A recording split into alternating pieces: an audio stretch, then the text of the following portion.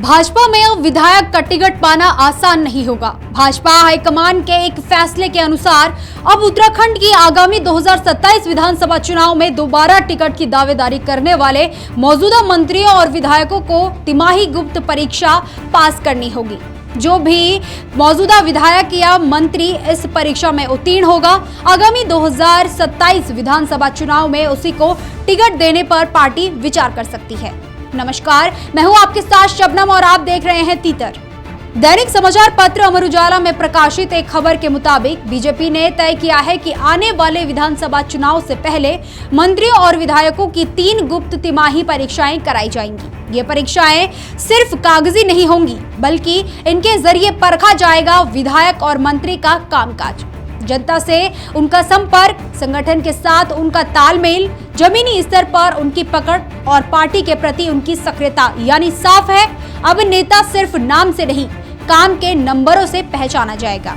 सूत्र बताते हैं कि इन तीनों तिमाही परीक्षाओं के अंक सीधे जुड़ेंगे मुख्य परीक्षा में, और जो नेता इन परीक्षाओं में अच्छे अंक हासिल करेंगे उन्हें माना जाएगा टॉपर नेता।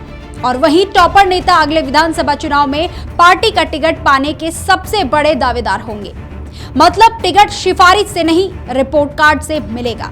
इस पूरी परीक्षा प्रणाली की सबसे अहम बात यह है कि मूल्यांकन सिर्फ राजधानी या प्रदेश स्तर पर नहीं होगा, बल्कि क्षेत्र स्तर, जिला स्तर, मंडल स्तर और यहाँ तक कि बूथ स्तर तक हर स्तर से फीडबैक लिया जाएगा। यानी जनता की आवाज सीधे पार्टी के रिपोर्ट कार्ड में दर्ज होगी। आपको बता दें कि पार्टी सूत्रों का कहना है कि जो मंत्री या विधायक इन परीक्षाओं में लगातार कमजोर साबित होंगे, उनका टिकट कट सकता है, पद छीना जा सकता है और संगठन में उनकी भूमिका सीमित की जा सकती है।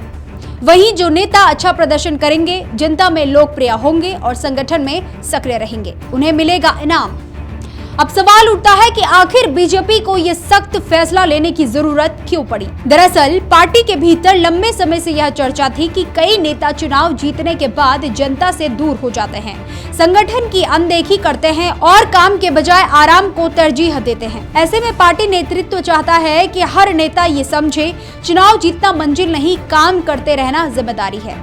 अब इस फैसले के बाद राजनीति में एक नई बहस छिड़ गई है। राजनीतिक जानकार मानते हैं कि अगर यह प्रयोग सफल रहा तो आने वाले समय में भारतीय राजनीति में परफॉर्मेंस आधारित राजनीति की शुरुआत हो सकती है। इस पूरी प्रक्रिया में सबसे अहम भूमिका होगी जनता की, क्योंकि नेता का असली मूल्यांकन कागज पर नहीं, जमीन पर होता है। और अब पहली बार जनता की राय सीधे नेता के भविष्य का फैसला करेगी। तो कुल मिलाकर अब नेता भी परीक्षा देंगे, अब काम का हिसाब होगा और अब राजनीति में रिपोर्ट कार्ड संस्कृति की शुरुआत हो सकती है। देखना यह होगा कि कौन पास होता है और कौन फेल, और किसे मिलता है चुनावी मैदान में उतरने का मौका। इस बड़ी राजनीतिक खबर पर हम लगातार नजर बनाए रखे हैं। फिलहाल इस खास रिपोर्ट में इतना ही। देखते रहिए हमारे साथ तीतर। धन्यवाद।